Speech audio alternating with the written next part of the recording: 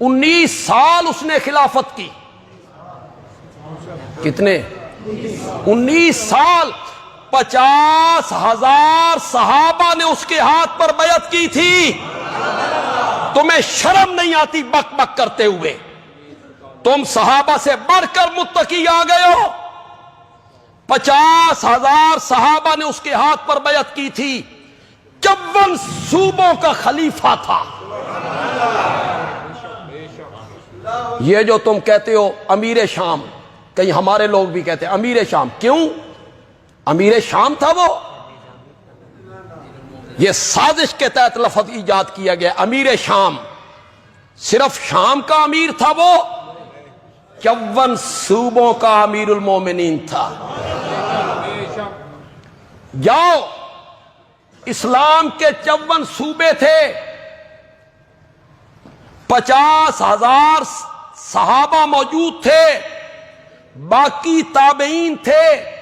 ان میں مکہ، مدینہ، مصر، بصرہ، کوفہ، دمشق، یہ سارے صوبے موجود ہیں. بندیالوی کہنا چاہتا ہے 54 صوبوں میں کوئی ایک کلمہ پڑھنے والا بتاؤ. اٹھو اور نام لو. ایک بندہ بتاؤ جس نے معاویہ کے ہاتھ پر بیعت نہ کی ہو. پیش کرو، لے آؤ. آج تمہیں پتا چلا ہے کہ وہ باغی تھا. آج تمہیں پتا چلا ہے کہ وہ خاطی تھا. آج تمہیں پتا چلا ہے کہ وہ حضرت علی کے مقابلے میں آیا تھا. بندیالوی ایک بات کہنا چاہتے ہیں، جتنی باتیں تم کرتے ہو، معاویہ باغی تھا، خاطی تھا، یہ غلطی کی، فلاں غلطی کی، فلاں غلطی کی. خدا دی قسم حیدر کرار دے پترا نے معاویہ دے ہاتھ تے بیعت کر کے پچھلے سارے دھونے دھو دیتے. ختم. پچھلی باتوں کا تذکرہ نہ کیا کرو. حسنین کریمین نے وہ سارے دھونے دھو دیے. وہ باغی ہوتا تو وہ اس کے ہاتھ پر بیعت نہ کر. آج بک بک کرنے لگتے ہو، کہتے ہو بنو امیہ حیدر کرار کی جوتیوں میں بیٹھنے کے قابل نہیں ہے. پھر بکتے ہوئے کہتا ہے بنو امیہ تو میری جوتیوں میں بیٹھنے کے قابل نہیں. تمہیں شرم نہیں آتی یہ گفتگو کرتے ہو؟ تم نے مرنا نہیں ہے؟ تم نے نبی پاک کے حضور نہیں جانا؟ بنو امیہ تیری جوتیوں میں بیٹھنے کے قابل نہیں ہے. میرے آقا نے اپنی 3 بیٹیاں بنو امیہ میں بھی آئی تھیں. سن رہے ہو کہ نہیں سن رہے ہو؟ 3 بیٹیاں میرے آقا نے کہاں بھی آئیں؟ تو کہتا ہے بنو امیہ میری جوتیوں میں بیٹھنے کے قابل نہیں ہے. مسجد نبوی کی جگہ تنگ ہو گئی، لوگ زیادہ ہو گئے، سماتے نہیں تھے. میرے آقا نے اعلان کیا کون ہے جو ساتھ والی جگہ خرید کر مسجد کو دے، مسجد فراخ ہو جائے، محمد اس کو جنت کی ضمانت دیتا ہے. کون اٹھا تھا؟ کس قبیلے سے تعلق ہے؟ بنو امیہ میری جوتیوں میں بیٹھنے کے قابل نہیں ہے. حضرت عثمان کا تعلق کس قبیلے سے ہے؟ زور سے بولو اور نوجوانوں. ایک کنواں تھا بیر روما، میٹھے پانی کا، یہودی بیچتا تھا. میرے آقا نے اعلان کیا جو اس کنویں کو خرید کے وقف کرے، اپنا حصہ عام مسلمانوں کے برابر رکھے، میں محمد اس کو جنت کی ضمانت دیتا ہوں. کون اٹھا تھا؟ تمہیں کیا پتا ہے بنو امیہ کون ہے؟ کھوتے نو کی پتا بھئی گلو کند کی ہوندی. بنو امیہ کو بکتے رہتے ہو. بنو امیہ میری جوتیوں میں بیٹھنے کے قابل نہیں ہے.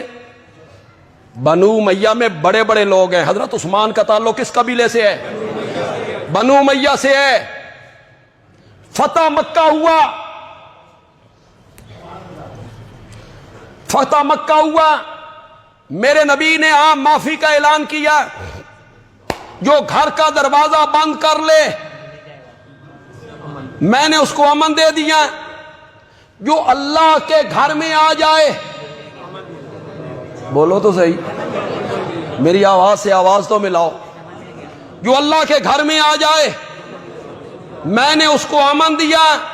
پھر میرے آقا نے کہا من دخل دار ابی سفیان، من دخل دار ابی سفیان، من دخل دار ابی سفیان، جو معاویہ کے باپ کے گھر کے اندر آ جائے محمد نے اس کو بھی امن دے دیا ہے۔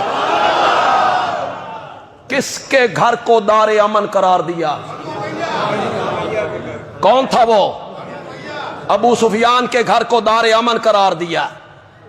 آؤ اٹھاؤ تاریخ و حدیث و سیرت کی کتابیں، مکہ فتح ہوا، میرے نبی واپس مدینے میں جانے لگے، میرے نبی نے مکے کا گورنر جس آدمی کو بنایا تھا اس کا تعلق بنو امیہ سے۔ مکے کا پہلا گورنر کون تھا؟ بنو امیہ۔ نجران فتح ہوا، میرے آقا نے نجران کا گورنر بنایا ابو سفیان کو۔ کس قبیلے سے تعلق ہے؟ بولو بولو، کس قبیلے سے تعلق ہے؟ مکہ فتح ہوا، میرے نبی نے بیت اللہ کا پہلا مؤذن بنایا بنو امیہ کو۔ مؤذن بنو امیہ، گورنر بنو امیہ، میرا نبی ان پر اعتماد کر رہا ہے، یہ بکواس کرتا ہے۔ بنو امیہ کو میں اپنی جوتیوں میں نہ بیٹھے تھے، شرم نہیں آتی بات کرتے ہوئے۔ کہاں تو اور کہاں میرے نبی کے صحابہ؟ پاگل آدمی، ان کی ہستیوں کو تو نہیں جانتا، صحابہ کے مقام کو تجھے نہیں پتا، چھوڑ وہ کس قبیلے سے ہے۔ کوئی حبشے کا بلال ہو، کوئی روم کا صہیب ہو، کوئی فارس کا سلمان ہو، کوئی زید ابن حارثہ ہو، چھوڑ قبیلے، چھوڑ قبیلے اور کنبے اور برادریاں۔ جس بندے نے ایمان قبول کرنے کے بعد ایک لمحہ کے لیے میرے نبی کے چہرے پر انوار کو دیکھ لیا، رب نے اس پر جہنم کی آگ کو حرام قرار دے دیا ہے۔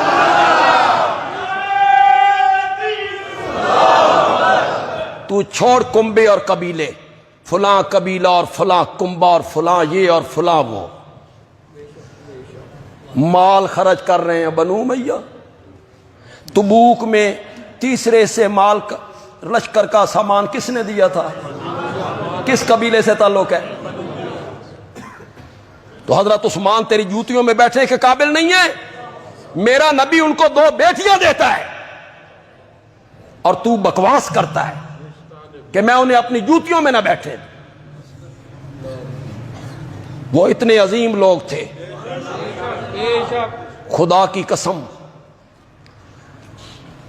آپ بھی مدینے میں جاتے ہیں، ہم بھی جاتے ہیں، ان گلیوں میں پھرتے ہیں جہاں محمد عربی کے قدم لگا کرتے تھے، پھر اس مسجد میں جاتے ہیں جہاں میرے نبی محراب میں کھڑے ہوا کرتے، پھر عمود پہاڑ پہ جاتے ہیں، اس ٹیلے پہ جاتے ہیں، پھر ہم خندق جاتے ہیں، پھر ہم فخر کرتے ہیں اسا مدینہ ویکھ کے آئے، مدینے دیاں گلیاں ویکھ کے آئے۔ ظالم آدمی تنقید ان لوگوں پہ کرتا پھرتا ہے جو میرے نبی سے مصافحے کیا کرتے تھے، جو میرے نبی سے معانقے کیا کرتے تھے، جو سواری پر میرے نبی کے پیچھے بیٹھا کرتے تھے۔ ظالم آدمی میرے نبی کے پیچھے بیٹھے ہیں وہ سواری پر، اور پیچھے بیٹھ کے آگے ہو کے نا اپنا سینہ نبوت کی پیٹھ سے ٹکرایا ہے۔ کیسے خوش نصیب لوگ تھے! اللہ اکبر، اللہ اکبر۔ اپنا سینہ نبوت کی پیٹھ سے ٹکرایا۔ میرے نبی نے پوچھا معاویہ تیرے جسم کا کون سا حصہ میری پیٹھ سے ٹکرا رہا ہے؟ یا رسول اللہ میرا سینہ آپ کی پیٹھ سے ٹکرا رہا ہے. میرے نبی نے دعا مانگی اللہم املے ہو علمن و حلمن. مولا معاویہ کے سینے کو حلم سے بھی بھر دے, علم سے بھی بھر دے. تو بکواس کرتا پھرتا ہے کہ میں ان کو اپنی جوتیوں میں نہ بیٹھنے دوں. وہ اتنے عظیم لوگ تھے, وہ اتنے عظیم لوگ تھے, وہ اتنے عظیم لوگ ہیں, وہ اتنے مقدس لوگ ہیں. جوش میں نہیں, نرم لہجے میں بات کرنا چاہتا ہوں. آپ کی سبحان اللہ اسی طرح گرم رہنی چاہیے. وہ اتنے عظیم لوگ تھے کہ جنت کی حوریں اپنی آنکھیں ان کے پاؤں کے تلووں کے ساتھ ملنا بھی اپنی سعادت سمجھ. مقدس لوگ, ان جیسے لوگ آسمان دنیا نے کبھی نہیں دیکھے. میرے نبی کے ساتھ رہنے والے تھے, میرے نبی کے ساتھ سفر کرتے تھے, میرے نبی کو وضو کروایا کرتے تھے. تم کیا جانو صحابہ کیا ہیں. قرآن ان کی تعریفیں کرتا کرتا رب تھکتا بھی نہیں. پتہ نہیں ہم نے کہاں سے بات شروع کی. میرے لہجے میں بھی تھوڑی سی تلخی آئی اور آنی بھی چاہیے. مجھے بڑا افسوس ہوا یہ جملہ سن کے. اس نے جب یہ جملہ بولا نا کہ بنو امیہ کو تو میں اپنی جوتیوں میں نہ بیٹھیں, شرم نہیں آتی تمہیں یہ جملے کہتے ہوئے؟ تم نہیں جانتے ہو بنو امیہ میں کون کون لوگ ہیں؟ 19 سال حکومت کی ہے, کابل تک پہنچا ہے, کابل تک جھنڈے لے کر اسلام کے سمندروں کے سینے چیر کے رکھ دیے تھے.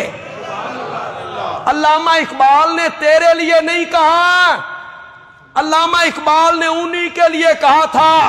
دیاں آذانیں کبھی یورپ کے کلیساؤں میں اور کبھی افریقہ کے تپتے ہوئے صحراؤں میں. دشت و دشت ہیں دریا بھی نہ چھوڑے ہم نے, بحر ظلمات میں دوڑا دیے گھوڑے ہم. کن کے متعلق کہا تھا علامہ اقبال؟ تیرے متعلق. وہ لوگ تھے جنہوں نے سمندروں کے سینے دجلہ کے کنارے پہ کھڑا تھا سعد ابن ابی وقاص. یہ جو ایران ہے کس نے فتح کیا تھا؟ حضرت عمر نے. کمانڈر کون تھا؟ سعد ابن ابی وقاص. دجلہ کی لہروں میں گھوڑے ڈال دیے, کہاں کہاں تک پہنچے. چلتے چلتے آگے دلدل آ گئی, دلدل, رستہ ختم ہو گیا. اور اس کے کنارے کھڑے ہو کر کمانڈر نے کہا مولا اگر اس سے آگے بھی کوئی آبادی ہوتی تو میں محمد کا جھنڈا وہاں بھی گاڑ دیتا. صلی اللہ علیہ وسلم. اکیڈمیوں کی کھڈ میں بیٹھ کر بکواس کرنے ان لوگوں پر جو مدینے سے چلے ہیں افریقہ پہنچے, ان لوگوں پر جنہوں نے اسلام کے جھنڈے, صحابہ نہ ہوتے نا تو شاید ہم بھی مسلمان نہ ہوتے. ہم تک دین اسلام انہی کی قربانیوں کی وجہ سے پہنچا. یہ سب انہی کی قربانیاں ہیں, انہی کی قربانیوں کی وجہ سے پہنچا.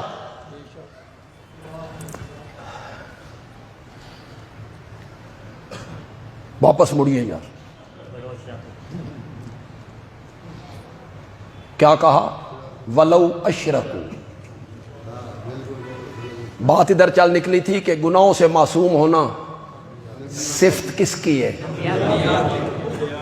نبوت کی صفت. نبی معصوم. نبی کے سوا کوئی عالم,